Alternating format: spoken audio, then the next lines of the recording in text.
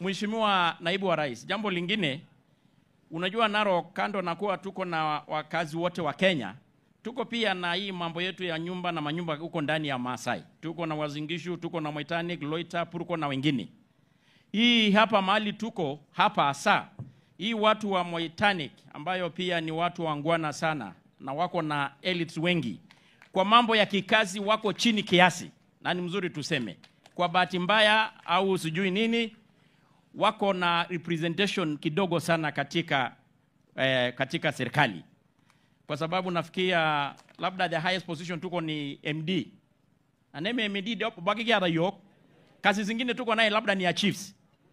Kwa hivyo Mheshimiwa Naibu wa Rais, kwa heshima nataka niombe tu unapoangalia Kenya mzima, hii watu wa Moitanic, hata Loita huko na Damat, lakini hasa tuko hapa Moitanic.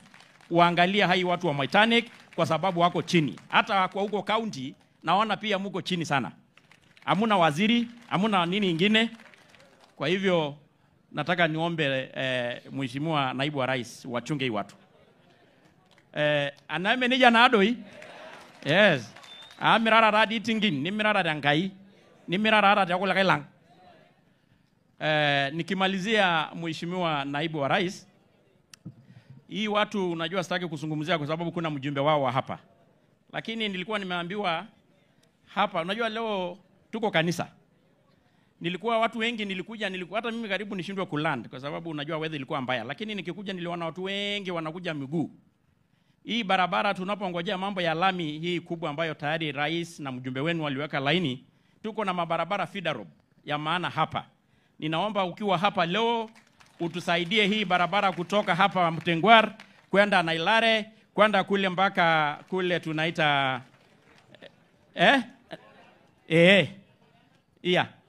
Kigana.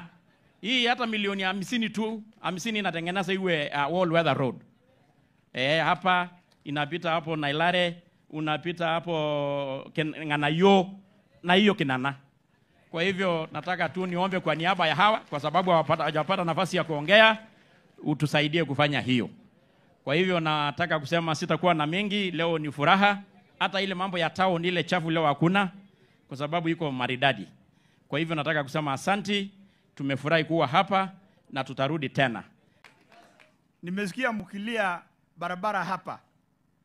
Najua saa hizi imenyesha, lakini tumetangaza kandarasi ya kutengeneza hii barabara ya Mtengwar, Nganayo, Nailare, Olengoloto, mpaka SAA, mpaka Kilgoris. Hiyo ni 21 kilometers ambayo tumeweka milioni 15 ifunguliwe na iwe maram. Unajua nimesikia wenzangu wabunge wakisikia kwa sababu wanajuanga hiyo barabara ni mbaya. Kuna barabara mbaya. Sasa sisi tumeweka pesa. Unaweza pia kutusaidia pesa ya pahali unatoka ili tuweke hiyo pesa. Kwa sababu unajua ukisema barabara ni mbaya na huna pesa ya kuweka, si unyamaze tu. Wale wamepewa kazi wafanye. Ama namna gani? Mimi na Sunguli, Mheshimiwa ule Sunguli, tumeweka pesa ya equalization fund. Na kwa sababu sisi kama county government tuko na matinga ya kufungua hizo mabarabara. Hiyo sio barabara ya kuuliza makamu wa rais ati afanye. Tulikuwa tumeulisana na watu ya county ya Narok. Wageni wakikuja uliza mambo matatu. Si ndio? Tuulize lami. Kwa sababu hiyo ndio national government inafanya. Ni kweli ama sio kweli? Tuulize vitu kubwa kubwa. Tusiulize hizi vitu ndogo ndogo. Hivi vitu ndogo ndogo wachia governor na MP na pia MCA. Ana manager doi. Ndio kada yao munisho mpaka niko mundu kuti barabara ni yako himi kijijini. Bana.